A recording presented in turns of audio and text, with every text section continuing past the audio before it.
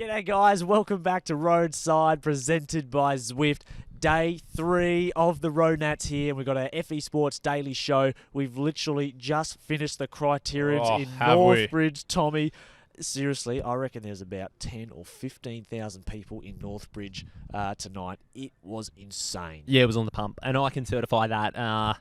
Full tick of approval. Oh. The Criterium tonight was elite. It was 4 or 5 deep at certain points towards the tail end with the elites, but every bar at every little pivotal point on the course was chockers, and it was absolutely wild. Sturt Street, yeah, we get it. You got the one pub there through the finish line. Mate, every place on this... and, mate, I was all too well known at some of these dubious drinking holes, wasn't I, mate? We were, yeah, there were. There were lots of you, so thanks for coming and saying hello. It was brilliant. A bit of context about Northbridge. You see the city behind us. It is right there. The Northbridge is like, it's almost like, well, 10 years ago, it was like the King's Cross in Sydney. It is the honey hole for nightclubs, for eateries. It's much more friendly now, but it was pumping. And the breweries, it was simply incredible. And the sound, the noise, for Sam Welsford, for Durbo, for Kalmar, for Ollie Bled, and all the WA fans. Filthy. It was deafening, it was particularly at the end. So that was, you could hear my voice. I was commentating all day, and I'm absolutely... You sound like you've had a few too many lung lollies. Oh, I've had a few bloody Winfields, that's for sure. But yeah, it was hectic and such a good day. We've got a massive recap to get into. We're going to unpack all the criteriums. But before we do, Tommy, make sure, like everyone is, follow us on the socials at the Press Room Podcast on Instagram and the YouTube channel, TPR Cycling Media. All the links are in on the OG page. You Google it, you'll find it for those watching. And flick us a question too, because we love the mailbag. We at do. thepressroompodcast at gmail.com, or any feedback. We love the mailbag. We'll read it up. But before we get into it, we've got a bit of quick news to, just to cover off on from yesterday, Tom. Yeah, we do. We certainly do. Caleb Ewan, it's generated a fair few headlines around the world, not just here in Australia. Also, like a little bit of news picking up in Australia, just on the broader side of it.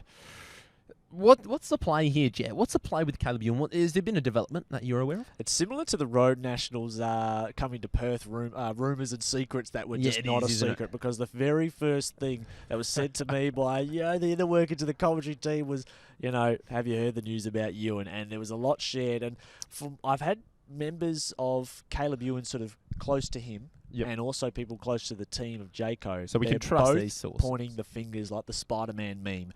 One saying Caleb did no fault of his own. Everything involved with Caleb here, it was nothing to do with his, he's not doing anything wrong. He's been done wrong by Jayco. Mm-hmm. And then Jayco are saying, no, they're not happy with what Ewan does. But that's the kind of stuff that's going around. It just starts the rumour mill, and hopefully somebody or someone can just come out and go, you know what, this has happened, clear of the day, and then Caleb can move on and hopefully have a good season this year. Yeah, let's hope that's the case, because the ambiguity of it all, we're not about that. We don't like that. Yeah. And we want both parties to succeed. It's just messy, but let's just hope he does land with a team, whether he stays at Jayco, because he does have the year, that was the go, or he moves to Astana or someone. So we'll see how we go. But Tommy, a few pieces to fall. There's a few pieces to fall. Let's get stuck into the results from day 3 for the FE Sports Roadside Daily Show. Well, it was the under-19. That was the first real. We had a lot of riders, obviously, on the course earlier. I was down there pretty early, probably before you were, I reckon. Yep. And we had the clubs and everything, and I was like, this is going to be good. And the first real race of the day, the first one that took everyone's attention, was under-19. The men's under-19 Jet. And it was the local man from the southwest of our great state, Connor Wright.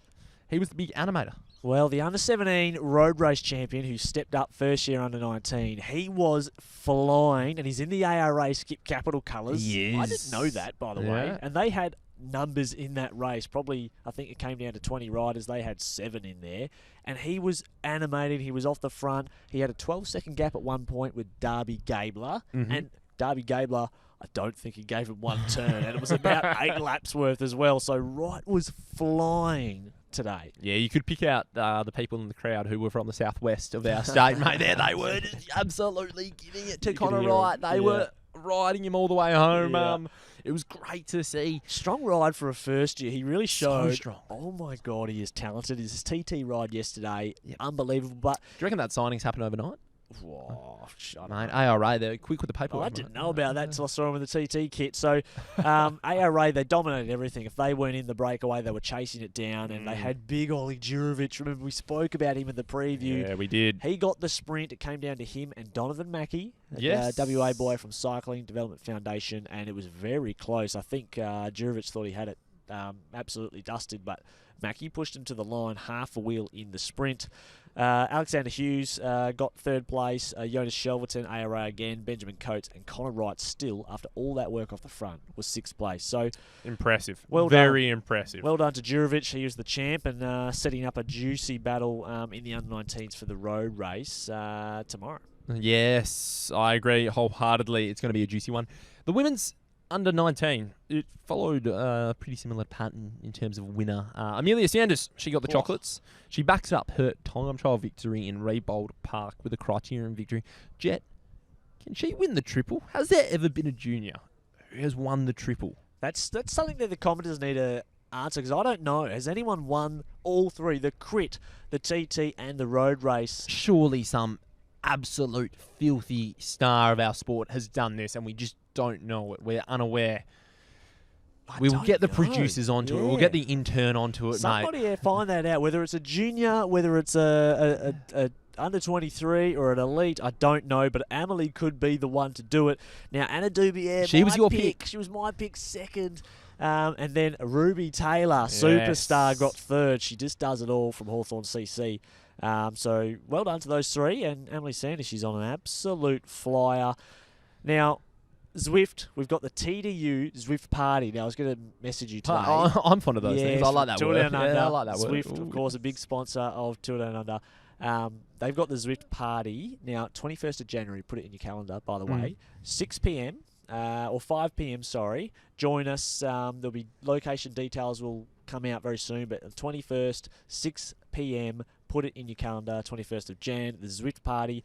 Q&A with Mitch Docker will be there. Map and Specialise will be involved, so there'll be giveaways there. We're doing racing on the Zwift rides as well, and there'll be heaps of musettes and hats and just a fun night. So the 21st during Tuesday. TDU. That's right, the Tuesday. Tuesday. That's right. It's Join us there, and we'll be screaming at you on the Zwift rides, and it should be an absolute ripper. Ooh. So, yeah, we've got the under 23 men's. They'll have to kick me out, mate. They'll have to kick me out. They'll have to kick you out.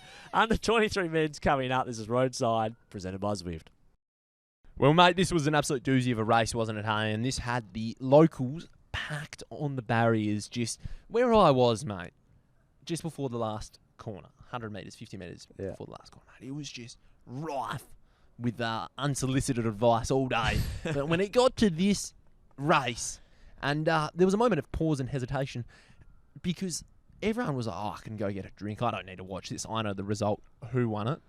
Well, it was no surprise. It was our man, the JC driver, John Carter. The favourite, the big man. He got it done, and he absolutely destroyed the race. And I have to say, I actually got semi-yelled at by the great Louise Jones, the commissaire, because I actually, when we were commentating the race, I was just taking a break, and JC was going past in the group, and I was just yelling, "Let's go, JC!" And Louise was like, "You can't barrack for your friends in this room. You got to step out." And I was like, I actually got told off, so I had my tail between my legs for the next 5 minutes there commentating. But I made everybody aware of JC was the favourite. I called him the most dangerous man in the peloton. He's going to win by canter on the first lap, and it wasn't all Carter because Dylan Ether from Cachet Body Wrap. Mm-hmm. He did so much work keeping the pace high enough that it was lining it out, but not, no one could attack either. It was perfect, and it was such a good ride by Dylan Ether. Yeah, it was filthy. It was one of the rides of the day, to be honest, in terms of in terms of everybody who was. It was a ride that has just gone unnoticed from the record books, but yeah, he did. Even the punters on every corner realised that. From probably 10 minutes in, Cachet had this science delivered, and they had it on their own terms. Yep. And that was largely thanks to Ether. So, yeah, hats off to you, young man. That was a really impressive ride. Hasn't gone unnoticed. So these two punters, we appreciate your work. We do. And the JC driver, the 23 champion, great win by him, a great sprint. It's one thing to be the favourite and to be that good, when you consider the big dog, but you've got to go and do it. And that takes another class as well. Leo Zimmerman, the big unit from Sassy, he had a really good ride, and Sassy rode really well. Jack Clark as well, and Braden Block. They were aggressive. They tried and rolled the dice, didn't they? They did. So it was a great win. So well done to JC, Leo, and Braden in the podium there.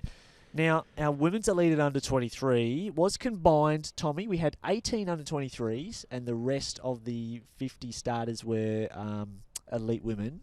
Probably could have had their own race, to be honest. Yeah, I completely 18 agree. under 23s, man. That's enough, I would say, to split them up.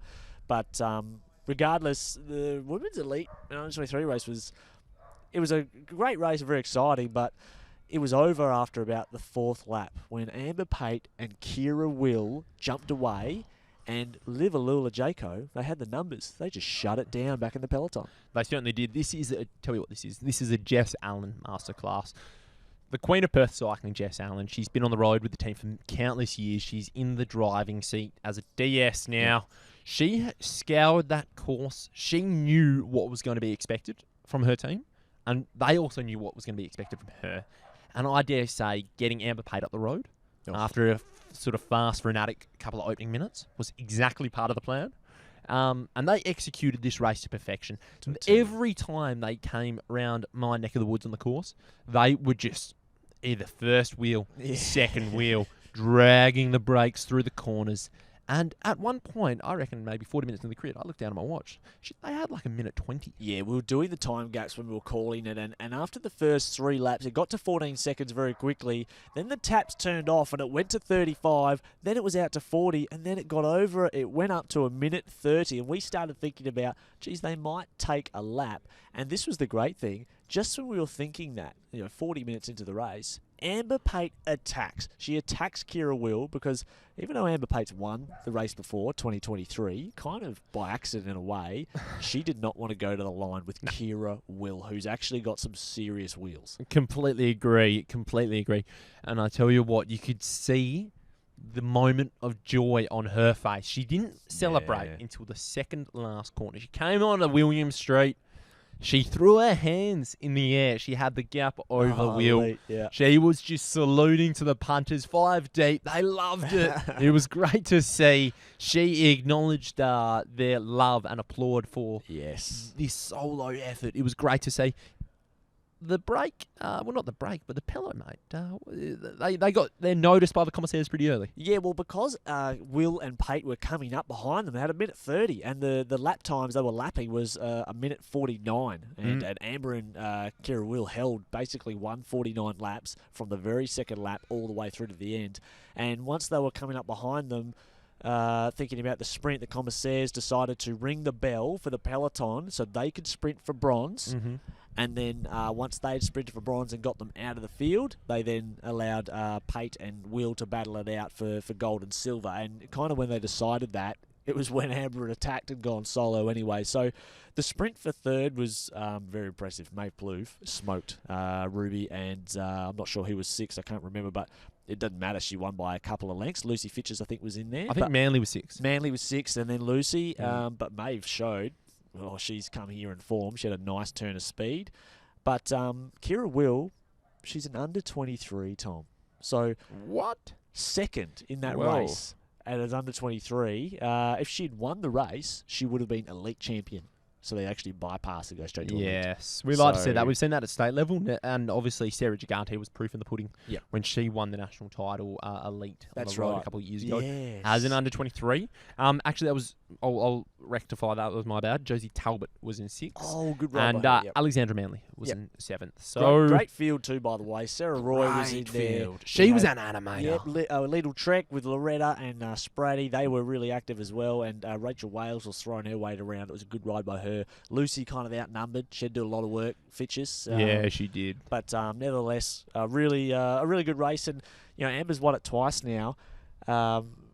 She's really proven herself at the TT yesterday, second place, and now she's taken the gold medal here, the crit. She's obviously gone up a level, and that maybe a full couple of seasons of Euro racing with Liv Alula, she's definitely stepped up. Yeah, absolutely. Cracking race, mate. Absolutely brilliant. And tell you what, it just set the tone nicely, didn't it, for the last race? There was no space on the barriers for the women's elite, but there was absolutely no space on top of the barriers for the men's elite. There were people with signs. There were frothers everywhere. The people, because this was around 5:15 on a Friday. Simmering. So people The were work coming. crowd. They were coming back from work. It literally, you blinked from 4:45 when the women's finished. You blinked, and all these punters were here, and all of a sudden it went from 4 deep to 8 deep everywhere. Yeah, it was chockers. Oh. Everywhere that was had the cold, crispy Denzel Frothingtons on. Poor mate, they were just in hot. They were a hot commodity, I'll tell you what. And the race delivered. This Yes. was one of the most exciting criteriums. It was action from start to finish, and there were so many big names on this list. Ridiculous amount. We had Ollie Bledden, Agneletto, Sam Welsford, Blake Quick, Cameron Scott, Brady Gilmore, Liam Walsh, Durbo was there. Connor Lay, unbelievable talents here, but Cachet Body Wrap, wow, they put a team together and they raced absolutely, near on perfect. Yeah, they certainly did. Welsh, he was the first man to move and really get a move that stuck, wasn't he? Tarley Lane, rather. Sorry, apologies. I'll double. He had about 20 minutes out the front, and by the end of it, he looked like he was just hoping to get caught. Oh. He was, hey, and I think the punters on the side, they were enjoying his efforts, but they were kind of hoping there was going to be a reset. Yeah. And, but yeah, like you said, Lane, he wanted the reset more than anybody. But it was an impressive ride by Cachet Body Wrap. They kind of knew that for them to sort of rumble up and maybe get the edge on O'Brien and Welsford, that they had to really take the race to them, didn't they? And that's what they did. They did. And after that was Catch. I think it was Durbridge who lit it up. And he was left on his own on the line with laid outs with Kel O'Brien and Chris Harper. So Durbo went from having 3 teammates with Kel, who might have been he would have been a favourite, yeah, absolutely, to none on by himself. And basically, after that point, the race really started to break up. We had big attacks laid down from the big hitters like Lay, and we got this group of 15 riders, which included Luke Durbridge, Ollie Bledden, Connor Lay, Dylan Hopkins, Guy Kalmar, Elliot Schultz, Reece Tucknott in the black kit, still doing it well, Crazy. Robbie Stannard for Bahrain World Tour, Blake Agneletto, Patrick Eddy from Team DSM, Liam Walsh, Brady Gilmore, the boy from Kalgoorlie, Blake Quick, Cameron Scott and Welsford. That was the group we had racing for the final 25 minutes hitting out. Yeah, it was, and it was just one over the top of each other. It was really good. It was. Gilmore was impressive. Oh, mate. I think Stannard, I liked some Quite of the right. hit-outs he did. Yep. Walsh and was Lay very impressive. for Cachet Body Wrap. Very impressive. Walsh just kept on going because they had Cameron Scott with them. Yep. And he didn't touch the wind all day. A near perfect ride from Cameron Scott. Yep. Absolutely agree with that wholeheartedly. Didn't see a sniff of it at all, and that is realistically why when you're that team, and I just get the feeling about Cachet Body Wrap that they're just this bridge lane, because that's how ACJ Andrew Christie Johnson, who was the director of Ridgeline, that's what he just would have expected of his troops. Yeah, he just would have, and I know he's not directing this, but there's that void that Bridge Lane have vacated, and Cachet Body Wrap have really stepped up. They've grabbed this mantle. Shout out to Sam Lazelle for it. Yep. And they raced the house down tactically as a team. I was super stoked. They did. Sam Welsford was obviously the big favourite, and the crowd were just like, every time Welsford or Durbridge or Bledden or Lay or went past, or Kalmar, he got a big crowd. Every time they went past, they went bananas. And there was a point where Sam Welsford, he was going that good. He chipped across to the breakaway, which Liam Walsh was in for about the 50th time, riding with him. Then he backed himself out of the break, and then he pointed to the crowd as he went over the finish line. He did. This was 20 minutes to go, just to give me a little bit of chin music with some noise, and they all cheered, and he went back to the break, and then started chasing Liam Walsh again. So the man was flying, and I tell you what, he took it upon himself on that last lap, didn't he, Tom? Yeah, absolutely, mate. As an entertainment factor, he should be invoicing old Premier Cook, mate, because I tell you what, every time he animated the crowd, you could just hear the patrons just go, get me another one. Yeah, it was huge. And the final lap, it was just rapid. It was basically a race to be first for the entire lap. Not the last corner, not the second last. They were racing to be first for the entire thing. Sam Welsford started on the front with the final lap to go on the bell lap, and he did not relinquish first place. He didn't. It was amazing, wasn't it? It was a true show. I think that Welsford, as a professional, he's become so comfortable with his ability. Yeah. on the bike, handling his strengths. He's He basically just looked at the rest of the bunch. He gave him the Lance to Ulrich look, didn't he? A few times. He did. He just said, "Is this all you've got?" Yeah, he's And it was absolutely just flying. So impressive. For Tour Down Under. If I was another sprinter and I'd just flown into Adelaide, I'd be looking at what I just saw and I'd be like, "Oh, I'm in trouble here." A big time, because he towered. I mean, it was a great sprint. It came down to a big sprint with, of course, the 3 fastest left in that group, and Cameron Scott and Blake Quick were the ones that he went over. He won by about, I'd say, a bike length and a half. And yeah, I mean, like you just said, at Adelaide, he's looking down the barrel of a nice first-class trip home to Europe, and a few stage wins for sure. Yeah, the Bora boys, they'll be very happy. The Bora boys, the Red Bull boys, they'll be. The boys, they just spent a day on Kangaroo Island. They'd be absolutely chuffed with what they're seeing, I reckon. Wow. Now, that wraps up the men's and all crits. Now, we had the FE Sports Roadside Champion Awards, which were giving away 2 pairs of 100%. But to be honest, you were busy, getting your work done at Royales. I don't know what it was, sinking pots. And I'm, commentating. I had no idea. I just didn't have any time to look at the glasses. So we'll pick them tomorrow. Okay, we'll pick them tomorrow. The 100% first finishes, because it happens a bit slowly, the road race. We can actually see who's wearing what. And unless someone nominates, if we get any messages in, that's a first place winner. If anyone was winning in the 100%, you'll definitely get a pair, 100%. Ooh, so you'll get a pair of Speedcrafts, and we'll work out the Pirellis as well, because we're giving those away Sunday. Somebody's winning them, and it's probably going to be an under 19 or an under 23.